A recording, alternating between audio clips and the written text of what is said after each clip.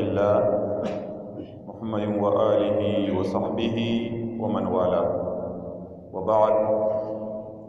قال عز من قائل: والذاكرين الله كثيرا والذاكرات. وقال النبي صلى الله عليه وسلم فيما صح عنه: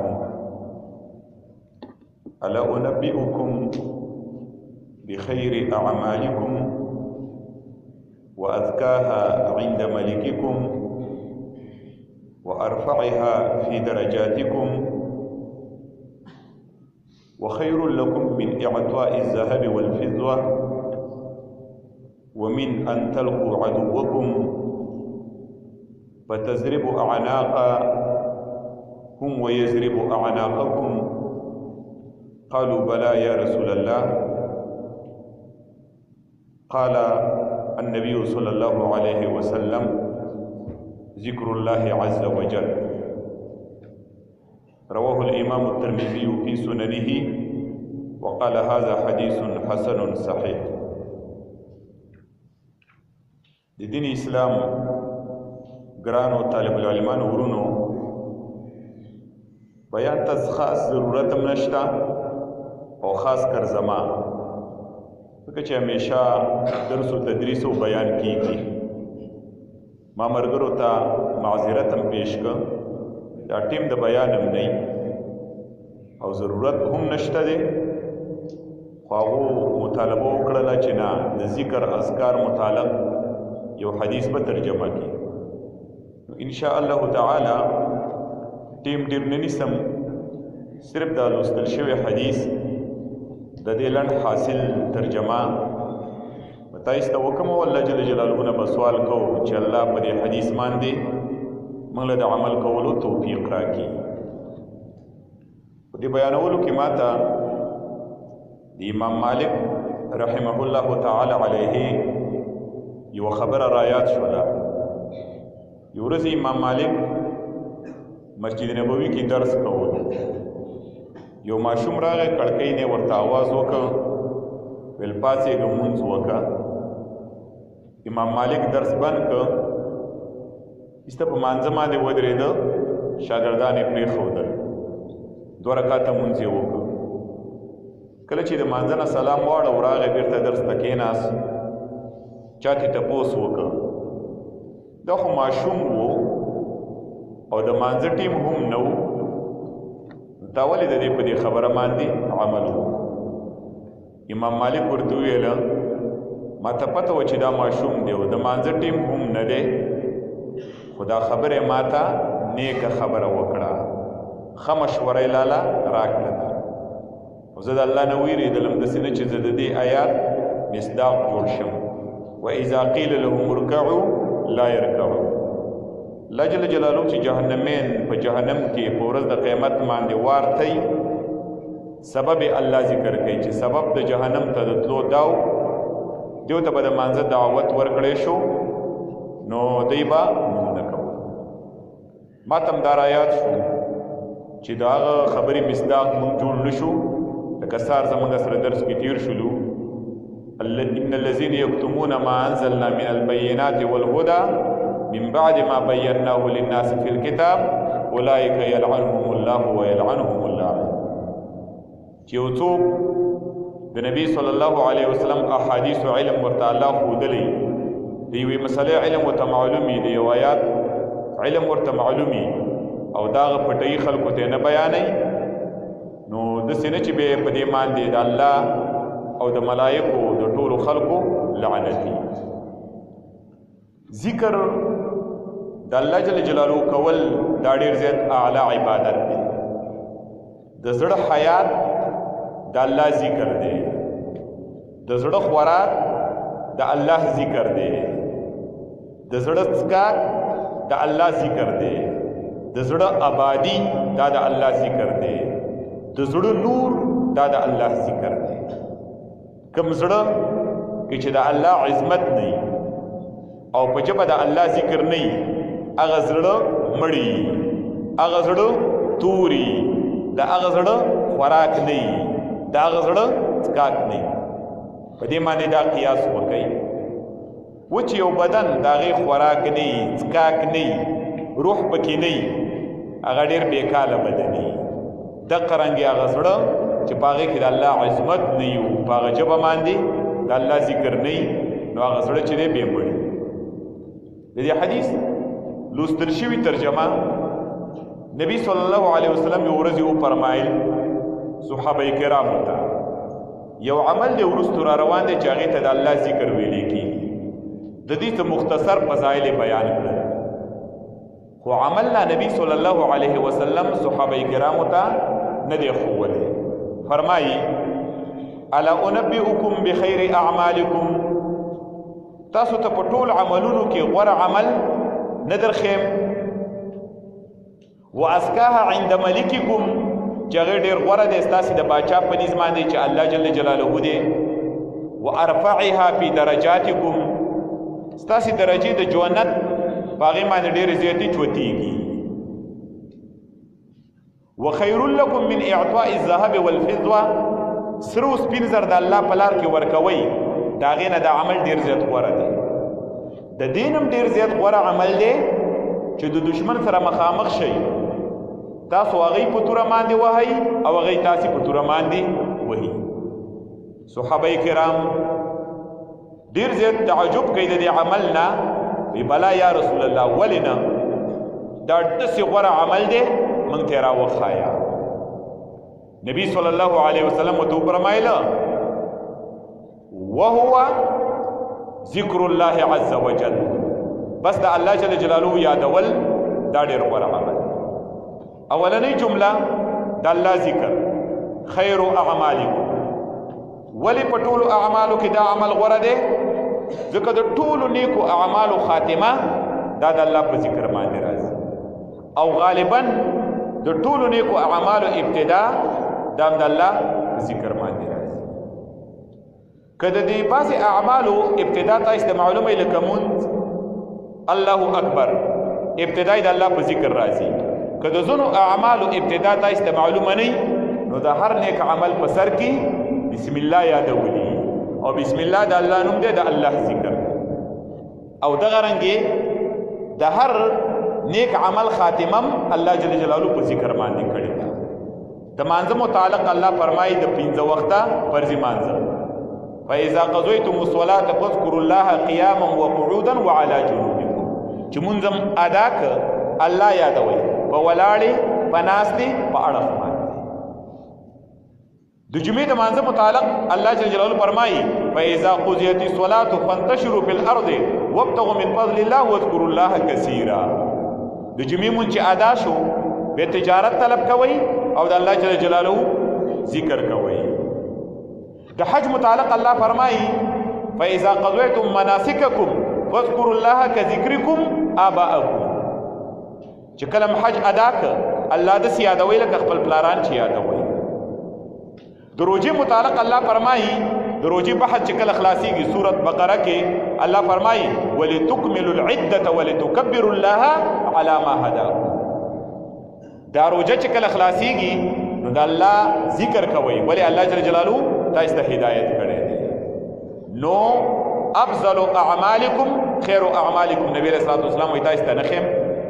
دارنګ دویم فضیلت د دې ذکر چې نبی علیہ السلام کوله ده وازکاها عند ملککم، دا د الله جل جلاله په نظ باندې ډیر پاک عمل دی. څنګه دې ته پاک عمل ویلې دی؟ ځکه ذکر کې شرعي طریقه دا ده چې دا په پټه باندې ادا شي، په ځان لږه کې ادا شي، په زړه باندې ادا شي، نو دا خالی عمل دی د ریا نه. هر عمل چې کې د چا په مخ کې باندې به کې، روزه کې ټول خلک روزي ته روزه، حج له چزي خلک دیینی، صدقه چې چاله ورکه خلک دیینی، که څوک د باندې خبر نشي چې دا چاله ورکه هغه د باندې خبريږي، منزله چې راځي خلک دیینی. هو ازکاها عند ملککم، دا ډېر پاک عمل دی د ریا نه عند ملککم. د الله په صفاتو کې په دې حدیث کې مالک راغلی دی چې الله طاقتور ذات دی، باچا دی. دا خلک د خپلو مشرانو د محسنینو د لیډرانو ذکر کوي، نه باچا الله دی، مشر الله دی، طاقت د الله دی، داغه ذکر کول پکار دی. د ملککم کې دې ته اشاره ده. به نبی صلی الله علیه وسلم فرمایي وارفعها فی درجاتکم، په دې ذکر باندې ډېرې زیاتې درجې چوتېږي. د دې تفصیلات خو تاسو ته معلوم دي. د جنت بېشماره پړلوي درجې دي، د هرې درجې په مابین کې مسافه کما بین السماء والارض، او په هر ذکر باندې الله ستا یوه پوړۍ درجه چوتوي. څه مطلب؟ په یو سبحان الله، په یو الحمدلله، په یو الله اکبر چې د الله ذکر وکې، ستا په جنت کې یوه درجه چوتېږي کما بین السماء والارض. نو واربعها فی درجاتکم. بل نبی صلی الله علیه وسلم فرمایي وخیر لکم من اعطاء الذهب والفضه. دا د الله ذکر چې دی دا ډېر غوره عمل دی د ورکولو د سرو سپینو نه. ځکه سرو سپین زر چې د الله په لار کې ورکړي، بنده نه به ورکړي، په دې بنده خوشحالېږي، د بنده د خوشحالۍ نه الله خوشحالېږي، او د الله په ذکر باندې ډایرکټ الله خوشحالېږي. او داسې عمل درته نه ښیم چې د دې نه هم ډېر زیات غوره دی چې د دشمن سره مخامخ شي، هغه دا په توروي او ته هغه په توروي. صحابه کرام فرمایي بلا یا رسول الله، نبی صلی الله علیه وسلم ویل د الله ذکر کوئ. یو صحابي راغی نبی صلی الله علیه وسلم ته فرمایي و یا رسول الله فإن شرائع الاسلام قد كثرت علی. دا د اسلام مسائل، احکام، اعمال په ما باندې ډېر زیات شو. فدلني على عمل اتشبث به. ما ته یو لنډ جامع عمل راوښی وه چې په هغه باندې منګولې ولګم او هغه عمل راټینګ کړم. نبی صلی الله علیه وسلم ته وفرمایل ولا یزال لسانک رطبا علی ذکر الله، یا په بل روایت کې بذکر الله. همیشه دې ستا ژبه لمدی د الله په ذکر. ژبه دې څنګه لمدی؟ ژبه باندې چې خبرې نه کوې نو وچوي، او چې خوځېږي لمده کېږي. نو تې لمدوه په اسو خبرو باندې نه، د الله جل جلاله په ذکر باندې لمدوه. که منګه واقعي د الله جل جلاله ذکر وکړه نو زمونږ د زړونو اصلاح به وشي، زمونږ به زړونه روغ شي، زمونږ زړونه به ژوندي شي، زمونږ زړونه به رڼایي، زمونږ د زړه طاقت به یې ځکه خوراک او څښاکو ته شروع وي، او د دنیا ټول حوایج به زمونږ پوره شي. اخرنۍ خبره، امام احمد بن حنبل رحمه الله تعالی علیه په سیرت کې امام ابن جوزی لیکلی دي چې دا یوه ورځ د ورځو نه مسافر و چرته تللی، په یوه علاقه کې ځان له روان په یو ځای کې په ده باندې شپه راغله. دا شپې ایسته په یو مسجد کې شوله. کله چې د ماخوستن لمونځ وکړه، د هغه مسجد څوکیدار پسې راغی، ورته ویل وځه، پېژاندی نه، زه جومات بند وم. امام احمد بن حنبل ورته ویل زه مسافر یم، بل ځای مې نشته، دې جومات کې مې پرېږده، زه به شپه وکړم. ویل مسافر دې نه پېژنم، خو د جومات نه وځه، زه مسجد بند وم. په زور یې د جومات نه راویسته. کله چې د جومات نه راویسته، د مسجد ته مخامخ یو نانبایي و، د ډوډو پخلو والا کس و، ډوډۍ پخولې. چې دا بوډا سړی دی، او سړي په زور باندې راویسته، زړی پرې وسو. ویل راځه زما سره شپه وکړه، شپه به زما سره تېره کړي. لاړ، دغه دوکاندار سره شپه شوله. سهار وختي هغه راپاڅېد، د پېشمني د ټیم نه مخکې وړې هغه ګل او پیړۍ برابرولې د پخلي دپاره، او د الله ذکر یې کو. امام احمد بن حنبل تعجب وکړ چې غریب سړی دی، خپله مزدوري کوي، وړه اغږي او پیړۍ جوړوي، او د الله جل جلاله ذکر کوي. ډېر زیات تعجب یې وکړ د دې سړي د دې حالت نه. یو خو یې د هغه سره ښه وکړله، شپې وله ورکړه، بل د هغه د الله جل جلاله سره دا تعلق او مینه محبت د الله ذکر، د دې نه ډېر زیات تعجب وکړ. نو امام احمد بن حنبل ورته وفرمایل زه ستا نه ډېر زیات متاثره شولم، ډېر ښه انسان یې، ستا همیشه دا عادت دي چې داسې وختي راپاڅېږم د الله ذکر کوئ، او وختي راپاڅېږم وړه تیاروم، او بس دا کې د الله جل جلاله ذکر هم کوم. بیا د امام احمد بن حنبل دا تپوس وکړه ستا خو د الله سره ډېر زیات تعلق او علاقه ده، په دې باندې تا ته څه میلاویږي؟ سړي ورته وویله ما ته د دې الله په ذکر باندې زما چې په زړه کې څه وګرځي یا یو څه شی زه د الله نه وغواړم هغه ما ته میلاویږي، ځکه زه د الله ذکر کوم. حدیث راځي من کان لله کان الله له، چې ته د الله شي، خوله دې د الله د رضا دپاره، سترګې دې د الله د رضا دپاره، وګونه دې د الله د رضا دپاره استعمال، بس الله بس دا شي، ستا په رضا باندې به الله جل جلاله مرضی باندې کارونه کوي. نو اسړی ویل چې زه څه وغواړم هغه کېږي ځکه زه د الله ذکر کوم ویل ډېره ښه ده بیا لږ ساعت یې ویل صرف په دنیا کې یو ارمان زما نه دی پوره شوی هغه دا دی زما ډېر غټ ارمان دی چې زما لیدل او ملاقات د امام احمد ابن حنبل سره وشي امام احمد ابن حنبل ورته وویل چې تو مادام دومره د الله ذکر کې زه احمد ابن حنبل خلکو ټیل وهلم او په زور استادي دکان ته راوارتلم دا ارمان دې پوره شو تعجب یې وکړه چې دا زما په دنیا کې یو ارمان چې زه به ډېر غټ مزل کوم د ده ملاقات پسې خو د هغه سړي چې تعلق د الله جل جلاله سره نو هغه دی الله په زور زور باندې د هغه کمرې ته بوته د هغه سره شپه شوله نو طالب العلمانو ورونو باید منګه د الله سره خپل تعلق قایم کو د الله سره د تعلق غټه ذریعه د قران کریم تلاوت او د الله جل جلاله ذکر دی او په دې ذکر باندې ګوره دوه چیزونه آبادیږي